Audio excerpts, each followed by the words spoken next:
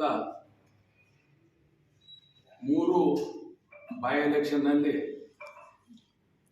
ನಮ್ಮ NDA ಅಭ್ಯರ್ಥಿಗಳಿಗೆ ಏನು ಸೋಲಾಗಿದೆ ಅದರ ಮೇಲೆ ನಾವೆಲ್ಲ ಎರಡೂ ಪಾರ್ಟಿಗಳು JDS ಮತ್ತು BJP ಎಲ್ಲ ಹಿರಿಯ ನಾಯಕರು ನಾವೆಲ್ಲ ಸೇರಿ ಮುಂದಿನ ದಿನಗಳಲ್ಲಿ ಇತ್ತೀಚೆಗೆ ನಾವು ಒಂದು ಆತ್ಮಲೋಕನ ಸಭೆ ಮಾಡಿ ಯಾವ ರೀತಿ ಏನೇನು ನ್ಯೂನ್ಯತೆ, ಯಾಕಂದರೆ ನಮ್ಗೆ ಗೊತ್ತಿದೆ ಈಗ ಆಡಳಿತ ಪಕ್ಷ ಇದೆ, ತೋಳ್ಬಲ, ಹಣಬಲ, ಅಧಿಕಾರವು ಇವೆಲ್ಲ ವಹಿಸ್ಕೊಂಡು ಅವ್ರು ಏನೇನು ಮಾಡಿದ್ದಾರೆ. ಯಾಕಂದ್ರೆ ನಾನು ಚನ್ನಪಟ್ಟಣದಲ್ಲಿ ಸುಮಾರು 15 ದಿವಸ ಇದ್ದೆ, ಹಾಗಾಗಿ ಅದ್ರ ಮೇಲೆ ನಾವು ಚಿಂತನೆ ಮಾಡ್ತೀವಿ. ಆದರೆ ಚನ್ನಪಟ್ಟಣ ಬೈ ಎಲೆಕ್ಷನ್ ಅದರಲ್ಲಿ ವಿಶೇಷವಾಗಿ ಅಲ್ಲಿಂದ ಜನ ಏನು 2 ಬಾರಿ ನಮ್ಮ ಕುಮಾರಣ್ಣವರಿಗೆ ಗೆಲ್ಲಿಸಿ ಈ ಬಾರಿ ನಾವೇನು ನಮ್ಮ ಪಕ್ಷದಿಂದ ನಿಖಿಲ್ ಕುಮಾರಸ್ವಾಮಿ ಕೊಟ್ಟಿದ್ದೇವೆ, ಅಲ್ಲಿ ನಾವು ಪರಾಜಯಗೊಂಡಿದ್ದೇವೆ. ಮತ್ತು ವಿಶೇಷರು ಏನು 2 ಬಾರಿ ಸೋತಿದ್ರು, ಅವರಲ್ಲಿ ಜಯಶೀಲ ಆಗಿದ್ದಾರೆ. ಒಳ್ಳೆಯದು, ಯಾಕಂದರೆ ಪ್ರಜಾಪ್ರಭುತ್ವದಲ್ಲಿ ಜನ ಏನು ತೀರ್ಪು ಕೊಡ್ತಾರೋ ಅದನ್ನು ನಾವು ತಲೆಬಾಗಿ ನಾವು ಸ್ವೀಕಾರ ಮಾಡ್ತೀವಿ. ಆದರೆ ಅವರು ವೋಟಿಂಗ್ ಆಗಿ ಮರುದಿವಸ ಅವ್ರು ಕಾಂಗ್ರೆಸ್ನಲ್ಲಿ ಇದ್ದು ಏನು ಮಾತಾಡಿದ್ರು ಅಂಬದು ನಾನು ನೋಡಿ ನಮ್ಮ ಕೆಲವು ಸ್ನೇಹಿತರಿಗೆ ಮಾತಾಡಿದ್ದೆ, ಇವ್ರು ಕಾಂಗ್ರೆಸ್ನಲ್ಲಿ ಇದ್ದಾರಾ ಬೇರೆ ಯಾವ್ದಾರ ಪಾರ್ಟಿಯಲ್ಲಿ ಇದ್ದಾರಪ್ಪ, ಕ್ಯಾಂಡಿಡೇಟ್ ಆಗಿ ಅವತ್ತ ಸಾಯಂಕಾಲ ಎಲ್ಲ ಬಂತು ಏನೋ ಸಟ್ಟಾಬಾಜಿ ನಡೀತದಲ್ಲಿ ಅದ್ರ ಮ್ಯಾಗ ಏನಾರ ಇವ್ರು ಈ ಥರ ಪ್ರತಿಕ್ರಿಯೆ ಕೊಟ್ಟಾರ ಅಂತ. ಹಳೆ ಮೈಸೂರು ಭಾಗದಲ್ಲಿ JDS BJP JDS ಒಂದಾದ್ರ ಕಾಂಗ್ರೆಸ್ ಇಲ್ಲಿ ಅಸ್ತಿತ್ವನೇ ಇಲ್ಲ ಎಂಬ ನಿಟ್ಟಿನಲ್ಲಿ ಅವ್ರು ಹೇಳಿದ್ದು ಮನುಷ್ಯ. ದೇವೇಗೌಡರು ಒಂದು ದೈತ ಶಕ್ತಿ, ಅವ್ರದೇ ಆದಂಥ ಒಂದು ಶಕ್ತಿ ಇದೆ ಅಂತೇಳಿ ಹೇಳಿದ್ದು ಮನುಷ್ಯ. ರಿಸಲ್ಟ್ ಆಗಿ ಗೆದ್ದ ತಕ್ಷಣ ಇವತ್ತ ರೆಕ್ಕೆ ಪುಕ್ಕ ಎಲ್ಲ ಬಂದವ ಅಂತೀವಿ ನೋಡ್ರಿ ನಾವು. ಆ ಥರ ಮಾತಾಡ್ತಾ ಇದ್ದಂಥ ಯೋಗೇಶ್ವರಿಗೆ ನಾನು ಕೇಳಕ್ ಬಯಸ್ತೀನಿ, ಇವತ್ತ ನಿಮ್ಮಗರ ಯಾವ ನೈತಿಕತೆನೇ ಇಲ್ಲ. ಯಾಕಂದ್ರೆ ಎಷ್ಟು ಪಾರ್ಟಿ ಚೇಂಜ್ ಮಾಡಿರಿ, ಅದ್ರ ಕಡೆ ಜಿಗಿದ್ರಿ, ಎಷ್ಟು ಮಾಡ್ಕೊಂಡಿರಿ ಅಂತ ಇಡೀ ರಾಜ್ಯಕ್ಕೆ ಗೊತ್ತಿಲ್ಲ. ಆದರೆ ಇವತ್ತು ಜನ ಗೆಲ್ಸಿದಾರಲ್ಲ, ನಿಮಗ 3 ವರ್ಷ ಟೈಮ್ ಇದೆ, ಸರ್ಕಾರ ಇದೆ, ಒಳ್ಳೆ ಒಳ್ಳೆ ಕೆಲಸಗಳು ಮಾಡಿ ತೋರಿಸ್ರಿ ಸ್ವಾಮಿ. ಅದು ಬಿಟ್ಟು JDS ಬಗ್ಗೆ ನೀವು ಮಾತಾಡ್ತೀರಾ, JDS ಪಕ್ಷ ಎಲ್ಲಿದೆ ಅಂತ ಹೇಳ್ತೀರಾ, JDS ಮುನ್ನೋಗಿ ಹೋಗ್ತಾ ಇದೆ ಅಂತ ಹೇಳ್ತೀರಾ. ಸನ್ಮಾನ್ಯ ದೇವೇಗೌಡರು ಅವ್ರ ಶ್ರಮದಿಂದ ಇವತ್ತು ಒಂದು ಪ್ರಾದೇಶಿಕ ಪಕ್ಷವಾಗಿ ಇವತ್ತು ಇಡೀ ದೇಶದಲ್ಲೇ ನಾವು ಅಸ್ತಿತ್ವ ಇಟ್ಕೊಂಡಿದ್ದೀವಿ. ಕರ್ನಾಟಕದಲ್ಲಿ ನಮ್ಮ ಜನ ಒಂದು ಪ್ರಾದೇಶಿಕ ಪಕ್ಷವಾಗಿ, ಕನ್ನಡ ಪಕ್ಷವಾಗಿ ನಮ್ಗೆ ಶಕ್ತಿ ಕೊಟ್ಟು 19 ಸೀಟ್ ಇವತ್ತಿಗೂ ಗೆದ್ದಿದ್ದೀವಿ ನಾವು. ಅಂಥ ಪಾರ್ಟಿಗೆ ನೀವು, ನಿಮ್ದು ಯಾವ್ದ್ರಿ ಪಾರ್ಟಿ? ಕರ್ನಾಟಕದವರು ದೊಡ್ಡ ದೊಡ್ಡ ಲೀಡರ್ಗಳು ಹೋಗಿ ದಿಲ್ಲಿದಾಗ ನಿಮ್ಮ ನಾಯಕರ ಬಳಿ ಟೈಮ್ ತಗೋಬೇಕು, ನೀವು ಭೇಟಿ ಮಾಡ್ಬೇಕಾಯ್ತು ಅಂದ್ರ, ಚರ್ಚೆ ಮಾಡ್ಬೇಕಂದ್ರೆ ಟೈಮ್ ತಗೋಬೇಕು. ಅಂತ ಪಾರ್ಟಿ ಬಗ್ಗೆ ನಮಗೆ ಮಾತಾಡ್ತೀರಾ, ನಮ್ಮ ಪಾರ್ಟಿ ಎಲ್ಲಿದೆ ಅಂತೇಳಿ. ಇನ್ನೂ ದೇವೇಗೌಡರು ಈ ಪಾರ್ಟಿ ಜೀವಂತಿಟ್ಟು ಇಡೀ ದೇಶದಲ್ಲಿ ಇವತ್ತು ಕುಮಾರಸ್ವಾಮಿ 9ನೇ ನಂಬರ್ ಮಿನಿಸ್ಟ್ರು ಮೋದಿ ಸರ್ಕಾರದಲ್ಲಿ 2 ಸೀಟ್ ಬಂದರು. ಅಂತ ದೊಡ್ಡ ಪೊಸಿಷನ್ನಲ್ಲಿ ನಾವಿದ್ದೀವಿ. ಆಮೇಲೆ ನೀವೇನು ಹೇಳ್ತೀರಾ, ದೇವೇಗೌಡರು ಮುಗಿದೋಯ್ತು ಮನೇಲಿ ಕೂಡಬೇಕು. ಯಾಕ್ರಿ ಇವತ್ತು ಅಂಥ ರಾಜಕಾರಣಿ 92 ವಯಸ್ಸಲ್ಲಿ ಇವತ್ತ ಇಡೀ ದೇಶಕ್ಕೆ ಮಾದರಿ ಇದ್ದಾರೆ ಅವರು. ನಮ್ಮ ದೇಶದಲ್ಲಿ ಇಬ್ಬರು ಮಾಜಿ ಪ್ರಧಾನಿಗಳು ಇದ್ದಾರೆ ಇವತ್ತ, ಒಬ್ಬರು ಮನಮೋಹನ್ ಸಿಂಗ್ರು, ಒಬ್ಬರು ದೇವೇಗೌಡರು. ಇವತ್ತ ನಿಮ್ದೇ ಪಾರ್ಟಿ ಕಾಂಗ್ರೆಸ್ ಪಾರ್ಟಿ ಮನಮೋಹನ್ ಸಿಂಗ್ರು ಎಷ್ಟು ದಿನ ಟಿವಿದಾಗ ಬರ್ತಾರೆ ಹೇಳ್ರಿ. ಆದ್ರೆ ನಮ್ಮ ದೇವೇಗೌಡರು today today he is A active politician. Rajya Sabha member ಇದಾರ. ರಾಜ್ಯಸಭಾದಲ್ಲಿ ಎದ್ದು ಇವತ್ತು ಮಾತಾಡಿ ನಮ್ಮ ರಾಜ್ಯದ ಸಮಸ್ಯೆಗಳಿಗೆ ಟೇಬಲ್ ಕುಟ್ಟಿ ಮಾತಾಡೋಂಥ ಧೈರ್ಯ ಶಕ್ತಿ ಸನ್ಮಾನ್ಯ ದೇವೇಗೌಡರಿಗಿದೆ. ಬೇರೆಯವರೆಲ್ಲ ಮಾಜಿ ಪ್ರಧಾನಿಗಳು ಹಾಸ್ಪಿಟಲ್ಗೆ ಹೋದ್ರೆ ಟಿವಿಯಲ್ಲಿ ಬರ್ತಿತ್ತು, ಇವ್ರು ಇವತ್ತು ಅನಾರೋಗ್ಯದಿಂದ ಹಾಸ್ಪಿಟಲ್. ನಮ್ಮ ದೇವೇಗೌಡರು ಆಯ್ತಲ್ಲ, ಅವ್ರು ಇವತ್ತೇ ಅಲ್ಲ ಅಂತ ಒಂದು ಶಕ್ತಿಯುತ ವ್ಯಕ್ತಿ ಬಗ್ಗೆದ ನಿಮಗಾರ ಯೋಗ್ಯತೆನೇ ಎಲ್ಲ ಮಾತಾಡೋದು ಉಳಿತು. ಕುಮಾರಸ್ವಾಮಿ ಅವರು ಇಡೀ ರಾಜ್ಯ ಬರೀ ನಿಮ್ ಓಲ್ಡ್ ಮೈಸೂರು ಲೀಡರ್ ಅಲ್ಲ, ಅವರು ಬರೀ ಬೀದರ್ನಿಂದ ನಿಂತರು ಗೆದ್ದು ಬರ್ತಾರ ಅಂತ ಲೀಡರ್ ಇದ್ದಾರೆ ಅವರು. ಇಡೀ ರಾಜ್ಯದಲ್ಲಿ ನಮ್ಮಲ್ಲಿ ಗೌಡ್ರು ಇದಾರ ನಮ್ಮ ಏರಿಯಾದಾಗ. ನಮ್ಮಲ್ಲಿ JDS ಸೀಟ್ ಬರಲ್ವಾ ಹೇಳಿ? ಅಂಥವ್ರಿಗೆ ಹೇಳ್ತೀನಿ, ಪಲಾಯನ ಮಾಡ್ಕೊಂಡು ಓಡೋದ್ರು. ಯಾಕೆ ಓಡುತ್ತಾರೆ? ಸೋಲು ಗೆಲುವು ಇದ್ದೇ ಇದೆ. ನಮ್ಮ ನಿಖಿಲ್ ಕುಮಾರಸ್ವಾಮಿ ಇವತ್ತು ನಾನು ಮೆಚ್ತೀನಿ ಅವರಿಗೆ. ಯುವಕ ಗೆದ್ದಿದ್ದ ದಿವಸ ಇವತ್ತು ಜನರ ಮಧ್ಯೆ, ಸೋತಿದ್ದ ದಿವಸ ನಾವೇ ಗಾಬರಿಗೊಂಡಿದ್ದೀವಿ. ಈ ಯುವಕರಿಗೆ ಏನಪ್ಪ ಯಾವ ತರ ಆತ್ಮಸ್ಥೈರ್ಯ ತುಂಬಿಸೋದು ಅಂತೇಳಿ. ಬಟ್ ಆ ಯುವಕ ನಮಗೆ ಧೈರ್ಯ ಹೇಳ್ತಾವನೆ, ಅಣ್ಣ ಏನಿಲ್ಲ, ಏನು ಸೋಲೋದಿದೆ ನೋಡಿ. ನಾವು ಟಿವಿಯಲ್ಲಿ ನೋಡ್ತಾ ಇದ್ವಿ ದಿನನಿತ್ಯ ಜನರ ಮಧ್ಯದಲ್ಲಿ ಕೆಲಸ ಮಾಡ್ಕೋತ ಅನ್ನೋದಲ್ಲ ಇವತ್ತು ಓಡಾಡ್ತಾವ್ರೆ. ಹಾಗಾಗಿ ಮುಂದಿನ ಭವಿಷ್ಯದ ಇದೇ ಜನ ಗೆಲ್ಲಿಸ್ತಾರ ಅವರಿಗೆ. ಹಾಗಾಗಿ ಇವತ್ತು ಮತ್ತೆ ನೀವು ಏನು ಹೇಳ್ತಿದ್ದೀರಿ? ನನಗೊಂದು ತಿಂಗಳ ಟೈಮ್ ಕೊಟ್ರೆ JDS ನಲ್ಲಿ ಇದ್ದಂತ 18 ಶಾಸಕರಿಗೂ ಕಾಂಗ್ರೆಸ್ಗೆ ಹೋಯ್ತಾರೆ. ನಾನು ಹೇಳ್ತೇನೆ ಇವತ್ತು 26ನೇ ನವೆಂಬರ್ ಒಂದು ತಿಂಗಳ ಟೈಮ್ ನಿಮಗೆ. ಒಂದು ಶಾಸಕರಿಗೆ ನಮ್ಮ ಪಾರ್ಟಿ JDS ಪಾರ್ಟಿ ಮುಂದಿನ ತಿಂಗಳ 26ನೇ ತಾರೀಕುವರೆಗೆ ನಿಮ್ಮ ಪಾರ್ಟಿಯಲ್ಲಿ ಸೇರಿಸಿ ಟಿವಿಯಲ್ಲಿ ಬರಬೇಕು ಸಾಕು. ಗೊತ್ತಾಯ್ತಾ? ನೀವು ಹೇಳಿದ್ರಲ್ಲ, ಒಂದೇ ಶಾಸಕರಿಗೆ ಕರ್ಕೊಂಡು ಹೋಗ್ರಿ. ನಾ ಹೇಳ್ತೀನಿ ಒಂದೊಂದು ಸಮಯ ಇದೆ ಸ್ವಾಮಿ, ಎಲ್ಲ ಸಮಯ ಓಡಲ್ಲ. ಗೊತ್ತಾಯ್ತಾ? ಇವತ್ತು ಈ ಸರ್ಕಾರ ಅವಕಾಶ ಇದೆ ಅವರಿಗೆ, ಒಳ್ಳೆ ಕೆಲಸ ಮಾಡಲಿ, ರೈತರ ಪರವಾಗಿ ಕೆಲಸ ಮಾಡಲಿ. ಅದರ ನಿಮಗೂ ಗೆಲ್ಸಿದ್ದಾರೆ, ನೀವು ಕೆಲಸ ಮಾಡ್ರಿ. ಅದು ಬಿಟ್ಟು ನಮ್ಮ ಕಡೆ ಅಂತೀವಿ ಇಂಥ ಫಾಲ್ತು ಮಾತಾಡಬಾರ್ದು, ಒಳ್ಳೆ ಕೆಲಸ ಮಾಡ್ರಿ ಅಂಥವು ಮಾತಾಡಕ್ಕೆ ಹೋಗ್ಬೇಡ್ರಿ ನೀವು. ಅವ್ರ ಪಾರ್ಟಿ ಮುಖಂಡರಿಗೂ ಹೇಳಕ್ ಬಯಸ್ತೀನಿ, ಇಂಥವ್ರಿಗೆ ಕಟ್ಕೊಂಡು ಹೋದ್ರಿ ಮುಂದೆ ಸಂಘಟ ಅಂತಂದ್ರೆ ಎಲ್ಲೋ ಒಂದ್ ಕಡೆ ಮಾತಾಡಕ್ ಬಿಟ್ಟು ಇದು ನಿಮ್ಮ ಮುಳ್ಳಾಗುತ್ತೆ, ಪಾರ್ಟಿ ಮುಖಂಡರಿಗೆ ಮುಳ್ಳಾಗುತ್ತೆ. ಹಾಗಾಗಿ ಯೋಗೇಶ್ವರಿಗೆ ಹೇಳಕ್ ಬಯಸ್ತೀನಿ, ತಾವು ಏನು ಜನ ಗೆಲ್ಲಿಸಿದಾರ ಅಲ್ಲಿ ಕೆಲಸ ಮಾಡೋದು ಕಲಿ. ನಮ್ಮ ಪಾರ್ಟಿ, ನಮ್ಮ MLAಗಳು ಮುಂದೆ ನಾವೇನು ಮಾಡಬೇಕು ಎಲ್ಲ ನಾವು ಮಾಡ್ತಾ ಇರ್ತೀವಿ. ಜನರ ಪರ ಹೋರಾಟ ಇದೆ, ಮೊದಲೇಳು ಮುಂದೆ ಮಾಡ್ತೀವಿ ಎಂಬ ನಿಟ್ಟಿನಲ್ಲಿ ತಮ್ಮ ಮುಖಾಂತರ ಅವ್ರಿಗೆ ನಾನು ಹೇಳಕ್ ಬಯಸ್ತೀನಿ. ಆಪರೇಷನ್ ಕಮಲ್ ಆಪರೇಷನ್ ಹಸ್ತ ಮಾಡ್ತಾ ಇದ್ದಾರೆ.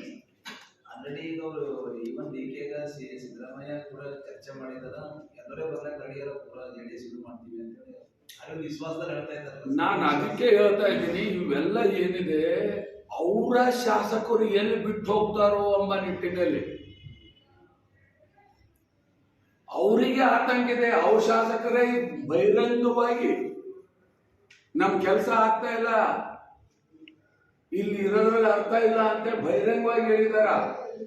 ಅದಕ್ಕ ನಿಲ್ಸ ಕಡೆಯಿಂದ ಈ ಕಡೆಯಿಂದ ಬರ್ತಾರ ಆ ಕಡೆ. ನಾ ಅದಕ್ಕೆ ಹೇಳಿದೀನಿ, ಒಂದೇ ಒಂದು ಶಾಸಕರು ಒಂದು ತಿಂಗಳು ಟೈಮ್ ಕೊಡ್ತೀನಿ, ನೀವು ತಗೊಂಡು ತೋರಿಸಿ. ಗೊತ್ತಾಯ್ತು? ಅದಕ್ಕೆ ಹೇಳ್ತಾ ಇದ್ದೇನೆ, ಕೆಲಸ ಮಾಡಿ, ಇಲ್ಲ ಅಂದ್ರೆ ನಿಮ್ ಶಾಸಕರೇ ಬಿಟ್ಟು ಹೋಗ್ತಾರ. ಇನ್ಕ್ಲೂಡಿಂಗ್ GT ದೇವೇಗೌಡರು ಹೇಳ್ತೇನೆ. GT ದೇವೇಗೌಡರು ನಮ್ಮ ಪಕ್ಷದವ್ರು ಇದಾರ.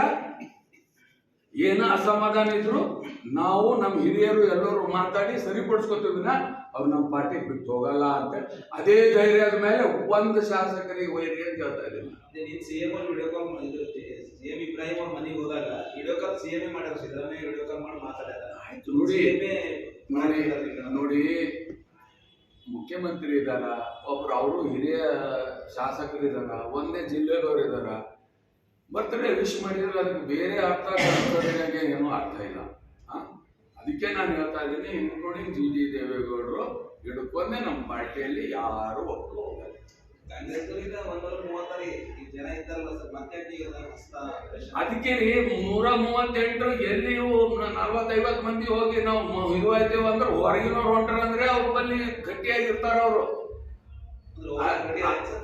ಅದು ಸಮಯ ಗೊತ್ತಾಗುತ್ತೆ.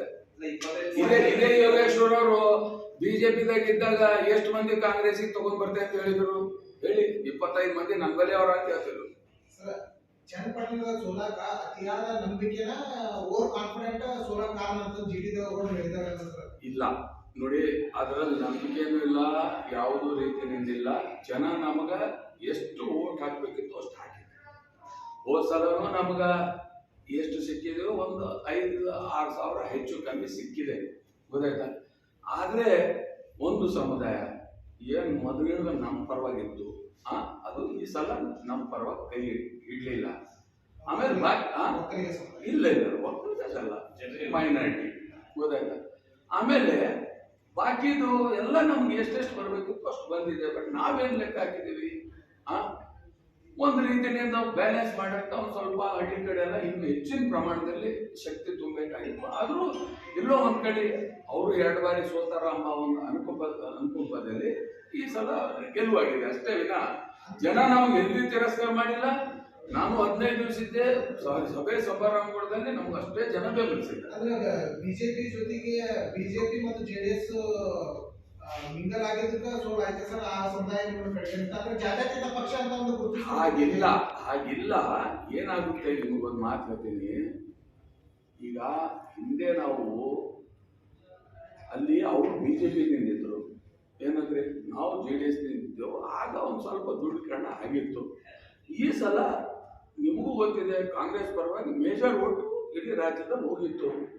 ಈ ಸಲ ಹೋಗಿದೆ, ಅದು ನಮ್ಗೆ ಸ್ವಲ್ಪ ಮೈನಸ್ ಆಯ್ತು. ಬೇರೆದಕ್ಕೂ ನಾವು ಕವರ್ ಮಾಡ್ಕೊಂಡಿದ್ದೀವಿ. ಹಂಗಿದ್ರೆ ಇನ್ನೂ ಭಾಳ ಡಿಫ್ರೆನ್ಸ್. ಅದೇ ಪಾರ್ಲಿಮೆಂಟಲ್ಲಿ ಮತ್ತೆ ನಮ್ಗೆ 20,000 ಲೀಡ್ ಬಂದಿದೆ ಅಲ್ಲಿ. ಹಾಗಾಗಿ ಎಲ್ಲೋ ಒಂದ್ ಕಡೆ ಅದಕ್ಕೆ ನಾ ಮೊದಲೇ ಏನು ಹೇಳಿದ್ದೀನಿ, ಇದ್ರ ಮೇಲೆ ನಾವು 2 ಪಾರ್ಟಿ ಸೀನಿಯರ್ ಲೀಡರ್ಸ್ ಎಲ್ಲ ಕೂತ್ಕೊಂಡು ಇದ್ರ ಮೇಲೆ ಆತ್ಮೋಲೋಕನ ಮಾಡ್ಕೊಂಡು ಮುಂದೆ ಸ್ಟ್ರಾಟಜಿ ನಾವು ಮತ್ತೆ ಸ್ಟಾರ್ಟ್ ಮಾಡಿ ಈ ಭ್ರಷ್ಟ ಸರ್ಕಾರಕ್ಕೆ ಯಾವಾಗ ಎಚ್ಚರಿಕೆ ಕೊಡಬೇಕು ಅದು ಕೊಡೋಂಥ ಕೆಲಸ ನಾವು ಮಾಡಿ. ಸರ್, ಬೀದರ್ ಜಿಲ್ಲೆದಾಗ ಏನು ಅಭಿವೃದ್ಧಿನೇ ಶೂನ್ಯ ಆಗಿಬಿಟ್ಟದೆ.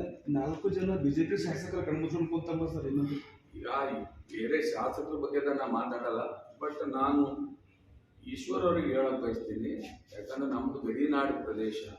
ಇವತ್ತು ಎಲ್ಲ ನಿಟ್ಟಿನಲ್ಲಿ ನಮಗೆ ಅಭಿವೃದ್ಧಿ ಬೇಕಾಗಿದೆ. ಇವತ್ತು ನಿಮ್ಮ ಸರ್ಕಾರ ಇದೆ, ನೀವು ಒಳ್ಳೆ ಪೊಸಿಷನ್ದಲ್ಲಿ ಇದ್ದೀವಿ. ಇನ್ನೂ ಏನು ಕಾಲ ಮಿಂಚಿಲ್ಲ. ನಮಗೆ ಸಾಕಷ್ಟು HKDB ಬಜೆಟು ಬರುತ್ತೆ. ಒಳ್ಳೆ ಇಂಡಸ್ಟ್ರಿಗಳು, ಒಳ್ಳೆ ಟೂರಿಸಮ್ ಎಂಕರೇಜ್ಮೆಂಟು, ಇವತ್ತು ಏರ್ಪೋರ್ಟ್ ಆಗಲಿ, ಹಾಸ್ಪಿಟಲ್ ಆಗಲಿ, ಇವೆಲ್ಲಕ್ಕೆ ಇನ್ನೂ ಹೆಚ್ಚಿನ ಒತ್ತು ಕೊಟ್ಟು ಕೆಲಸ ಮಾಡೋಂಥ ಪ್ರಯತ್ನ ಮಾಡಬೇಕು ನಮ್ಮ ಮಂತ್ರಿಗಳು ಅಂತ ಹೇಳಿ. ಬಿಡಿ, ಅದು ನಾವ್ಯಾಕೆ ಮಾತಾಡೋಣ, ಜನನೇ ಮಾತಾಡ್ತಾ ಇದ್ದಾರೆ ಈಗ. ಬಿಜೆಪಿಯಲ್ಲಿ JDS ಆಗಿರ್ಬೋದು, ಅವರಿಗೆ ಯಾರು ಕೂಡ ಹೇಳಕ್ ರೆಡಿ ಇಲ್ಲ. ಈಶ್ವರ್ ಖಂಡ್ರೆ ಅವರಿಗೆ ಎಲ್ಲ ಅಡ್ಜಸ್ಟ್ಮೆಂಟ್ ಆಗಿದೆ. ಬೀದರ್ ಜಿಲ್ಲೆಯಲ್ಲಿ ಯಾವುದೂ ಕೂಡ ಒಂದು ಸಣ್ಣ ಕೆಲಸ ಅಂದ್ರೆ ಆ ರೀತಿ ಯಾವುದು ಅಡ್ಜಸ್ಟ್ಮೆಂಟ್ ಇಲ್ಲ, ಗೊತ್ತಾಯ್ತಾ? ಎಲ್ಲರೂ ಅವ್ರವ್ರು ಇದು ತಿಳ್ಕೊಂಡು ಅವ್ರು ಕೆಲಸ ಮಾಡ್ಬೇಕು. ನಾವು ಹಿಂದೆ 2 ಬಾರಿ ಮಂತ್ರಿಯಾಗಿ ನಾನು ಇಲ್ಲಿ ಕೆಲಸ ಮಾಡಿದ್ದೀನಿ. ಬೇಕಾದ್ರೆ ಪೂರ ಬಿಚ್ಚಿಡು ಅಂತಂದ್ರೆ ಏನೇನು ಕೆಲಸ ಮಾಡಿದ್ದೀನಿ ಅದಲ್ಲ. ಈಗ ಅವ್ರಿಗೆ ಸಮಯ ಸಿಕ್ಕಿದ್ರೆ ಮಾಡಲಿ. ಸರ್, ಈಗ ಯತ್ನಾಳ್ ಅವರನ್ನು ಹೋರಾಟ ಮಾಡ್ತಾ ಇದ್ರು. ಬೀದರ್ ಜಿಲ್ಲೆಯಲ್ಲಿ ಬಿಜೆಪಿ ಅಂತ ಬೆಂಬಲ ಸಿಕ್ಕಿಲ್ಲ, ನೀವೆಲ್ಲ ಅವ್ರಿಗೆ ಬೆಂಬಲ ಮಾಡಿದ್ರೆ ಯಾರಿಗೆ ಒಂದು ಯತ್ನಾಳ್ ಕಾರ್ಯ ಈಗ ನೋಡಿ, ಇವತ್ತ ನಮ್ದೇನಿದೆ ವಿಶೇಷವಾಗಿ ನಂದು ಹೇಳ್ತೀನಿ. ಇವತ್ತು ನಾವು ವಿಜೇಂದ್ರ ಕರೆದ್ರು ಹೋಗ್ತೀವಿ. ನಾವು ನಿನ್ನೇನು ನಮ್ಗೆ ವೈಯಕ್ತಿಕವಾಗಿ ಯತ್ನಾಳ್ ಆಗಲಿ, ರಮೇಶ್ ಜಾರಕಿಹೊಳಿ ಎಲ್ಲರೂ ನಮ್ಮ ಸ್ನೇಹಿತರು. ಅವರು ಫೋನ್ ಮಾಡಿದ್ರು. ನಿನ್ನೆ ನಮ್ಮ ರೈತರ ಪರವಾಗಿ ಅವ್ರಿಗೂ ಹೋಗಿ ನಾವು ಬೆಂಬಲ ಸೂಚಿಸಿ ಬಂದಿದ್ವಿ. ಅದೊಂದು ಕಾಮನ್ ಕಾಸ್ ಇದೆ, ಒಂದು ರೈತರದೊಂದು ಕಾಮನ್ ಕಾಸ್ ಇದೆ. ಹಾಗಾಗಿ ಇವತ್ತು ಅವರು ಇದು ನಾಳೆ ಮತ್ತೆ ವಿಜೇಂದ್ರ ಅವ್ರು ಏನೋ ಬರ್ತಾರ ಅಂತ ಹೇಳಿದೆ, ಅವತ್ತು ಬಂದ್ರು ನಾವು ಹೋಗ್ತೀವಿ, ಗೊತ್ತಾಯ್ತು?